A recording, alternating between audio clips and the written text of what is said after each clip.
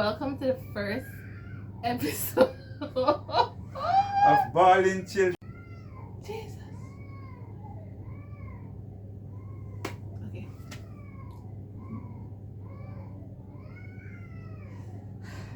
I cannot do this. Can't focus and talk about like that. Hi, and welcome to the first episode of Mindful Trips with Tasha Lovely. Today is the first of a long journey that we're about to take, and I want you to hop on the journey with me. If you'd like to do that, please like and subscribe so that you can get the notifications going forward. Now, today we have a friend of mine and a pioneer in the tourism industry. He's been in the tourism for many years, working with TPDCO, creating programs that have changed the lives of both young and old. And even today, it's still impacting our tourism industry. Right now, he's at the Montego Bay Marine Park, and he's the executive director, right? And he's still making a positive impact on our tourism industry. Now, I know that we're excited to find out more about him. Now, I would like you to welcome Mr. Hugh Shim. Hi. I hope that was a good introduction. Fair enough. Okay, so I want to thank you for taking the time out to have me interview you. You're the first guest of I hope a long line going forward, right? Launching pad. Yes, the Okay. launch. As you are a pioneer, so yes. Okay. My first question is, what motivated you to go into the tourism industry? I hope I'm talking loud enough. What motivated you to go into the tourism industry? We'd like to know that. Okay, well, as you say, it's been a long time ago, meaning like nearly 40 years when I entered at tourist board actually. Mm-hmm. Well, I'm a what they call a Barnaby. I don't know if you young people know that term. Meaning those who were born in Montego Bay and never left and stayed here. Oh, okay. So I'm used to seeing tourists. My father used to have a rental-car service, as a matter of fact. So we're quite used to seeing tourists being around. Plus, when at the time before I entered, I was at Sam Sharp Teachers College as an educator. Oh, And then an opening came up for tourism education officer. So that's how I entered the tourism sector as a training officer for tourism. Okay. Yeah. And you, what made you decide to take that role? Is it that you just wanted to go into the tourism, or you saw like an opportunity to make a difference? Well, the thing is, tourism, as most people would know, is the number one employer and income earner for Jamaica, the one that everybody knows, especially those who live on the coast. So we're all been a part of it, whether you like it or not.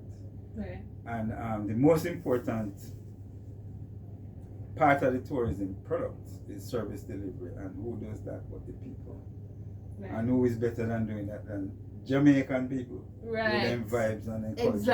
Exactly. So the training is very important, Mm-hmm. because without that, you wouldn't have a really good skilled and with the persons with the right skills and attitude Right. to deliver the products. Exactly.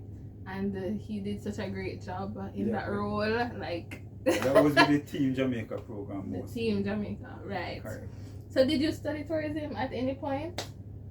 Yeah, well, when I entered the tourism sector at Tourist Board, we had scholarships, and we actually went to Canada.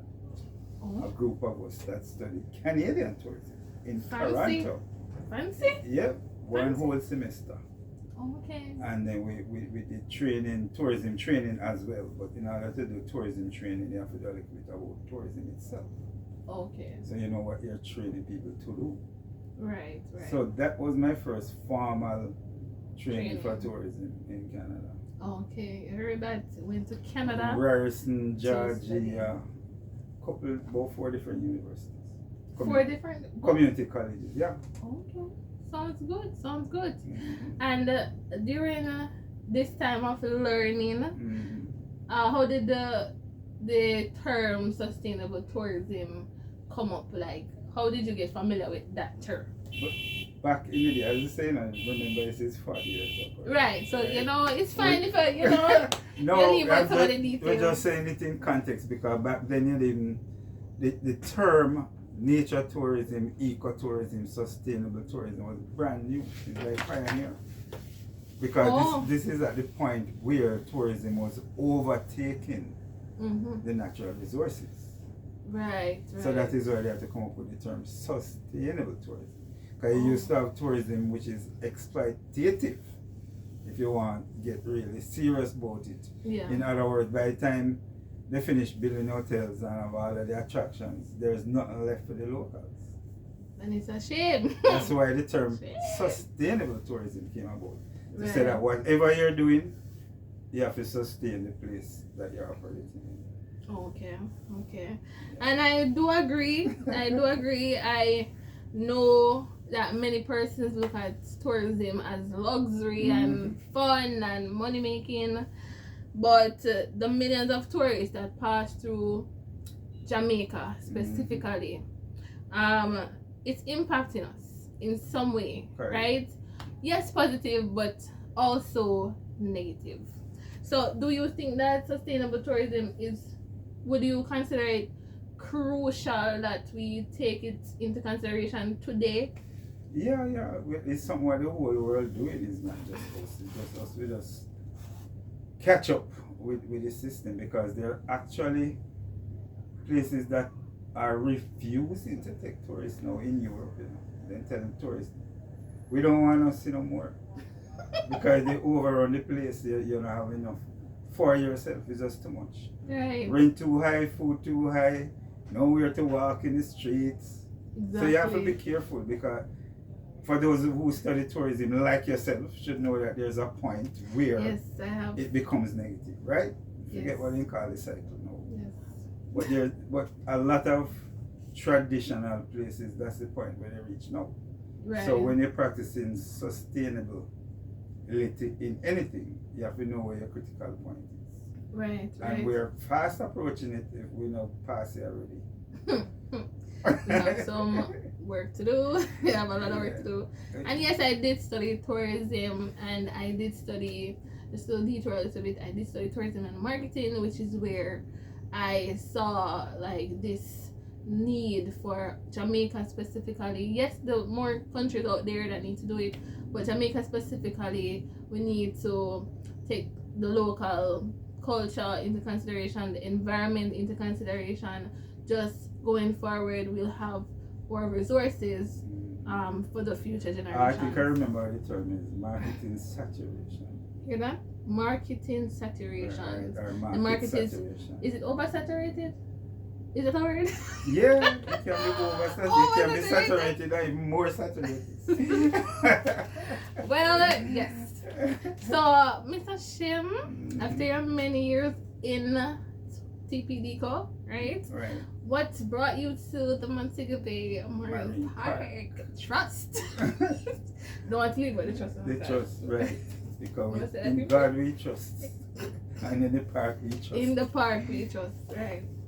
Yeah, well, so after being with TPDCO for 25 years, in 2012, 2013, we kind of took a break for many different reasons.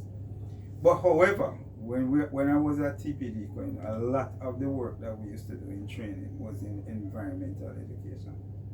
Oh. If we do community tourism, we talk about the environment. Team Jamaica is a big component on the environment. Right. And why you should sustain it. Okay.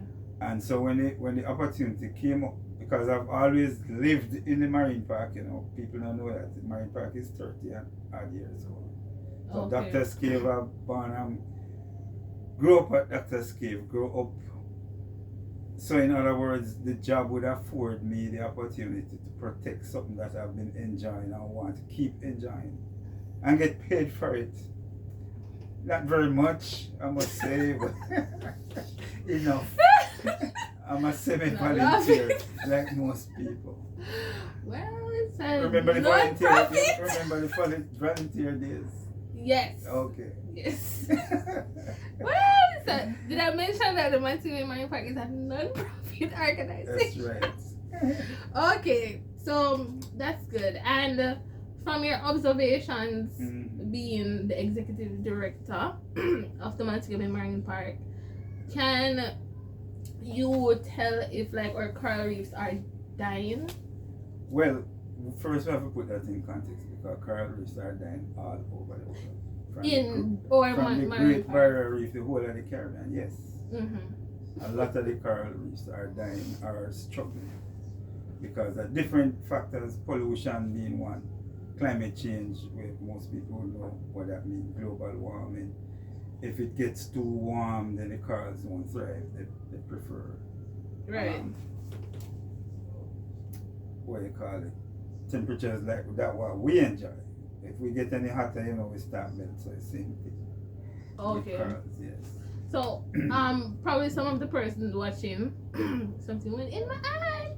Probably some of the persons watching, you could be a traveler coming to Jamaica, interested in, knowing about the marine environment. It could be somebody in the business of tourism that's interested to know as well, or just locals just want to know what coral reefs are and their importance. Like, what are the importance of the coral reefs? So it wouldn't be the coral reefs alone, it's the whole ecosystem. As you see, the parrotfish is not in your shot, but that's supposed to. Well, we have the wanted one behind us, the t-shirt. Sit up there. Wanted alive. Wanted alive. Yes.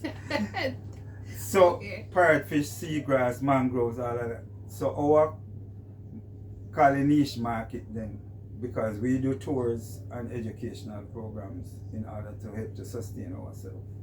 So persons who are interested in environment and in marine environment in particular, and you want to see corals for yourself, see mangroves for yourself, see seabirds for yourself, interact with environmentalists, because our staff members, some have their degrees in marine biology. So you can get as deep as you want. So we do a lot of things for students as well. But like on the top, you do a lot for the students, for the persons interested, environmentalists and such. Just like for the locals that don't like understand at all why we should keep these. Probably I'm swimming out by Doctor's Cave and I see the coral reef there. Like, why shouldn't I pick off a piece? Like, or if my foot touch it and kick it off, why should I be concerned about that? Like, as a traveler, as a local, or just as a business, why we need them for the tourism? Good question. And it's not only for tourism, anything we protect is for ourselves. That's why we call it sustainability. So a coral is a living thing, that's one. So you wouldn't go walking around in your garden, your vegetable garden or your flower garden, because you will damage the plants. And it's the same concept. That's why they call them coral gardens. We actually have a place in Jamaica named Coral Gardens. Yes, very luxurious place. Corals are both plant and animal at the same time, Yes. As an animal. Yes, they're animals and they're plant, meaning they have characteristics of both. So if you break off a piece, it's not just a piece of rock you're breaking off a piece of the living tissue sometimes.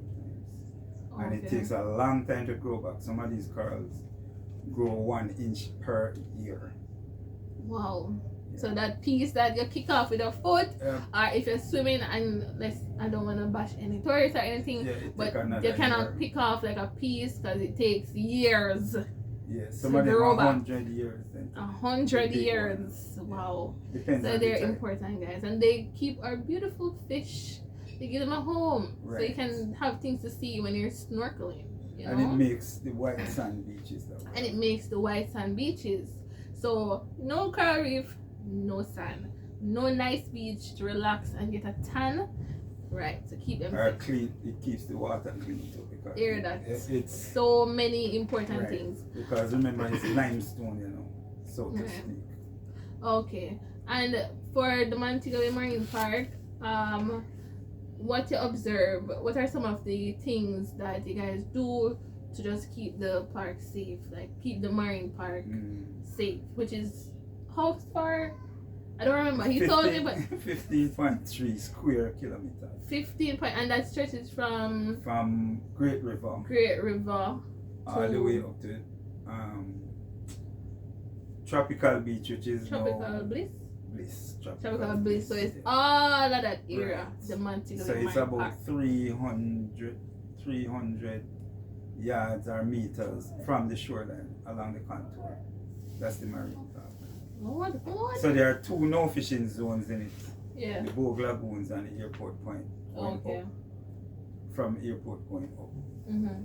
So those areas we have to ensure that there is no fishing taking place. So we have rangers that go out and patrol. They are park rangers. So we have enforcement, and we try to ensure that when the recreational users, the jet skis, the jet cars, the parasails. Alright, don't turn the word for me in the cab. I am interested in the jet cars. No, as long as they operate safely. So we are out there to make sure that they don't endanger people's lives. Okay. You understand? Okay. So when you go, we make sure say, crash or flip out. Okay, so you keep. So if one person by the boat going to the car, the jet car, and is on the water, you guys have somebody out there to like. No, if we're out there and we see that they're acting carelessly or recklessly, then give we them a try ticket. We wish. But yeah, so and to ensure that illegal fishing don't take place, because the park is a fish sanctuary, so you're not supposed to be fishing in a sanctuary. Hear that? No fishing. So that's why we have no fishing zones along the marine park. Because you certain get a areas. ticket. Certain areas. Yeah, so in the sanctuary. we wouldn't be able to show right now, but there are certain areas that you cannot fish in the sanctuary. Like off the rocks in front of Margaritaville and those places. Off the rocks in front of, and I saw people fishing. Yeah, they're not supposed to. There's a little space down to the left of that going towards Harmony Park where you can fish. Going towards Harmony Park? Yeah. Okay. So into town. So where exactly is that? Like anywhere along the coastline, except there's a marker out there right before the old hospital site. Okay. So from there going up towards Tropical Bliss, there's no fishing. Okay. And we're almost through, guys. Just a few more questions just to sum up how we can impact positively our Montego Bay tourism industry. How can I, if I'm interested, I'm a local and I'm interested in volunteering, correct, in leaving an impact in the Montego Bay Marine Park, how can I do that? Well, there are many ways. You can help to promote it, meaning tell people about it like what you're doing now. You can help to create content for promotion. You can come in and help with the administrative duties. If you're a snorkeler, a diver, you love the water, and then you can come and help with the things that we do on the water.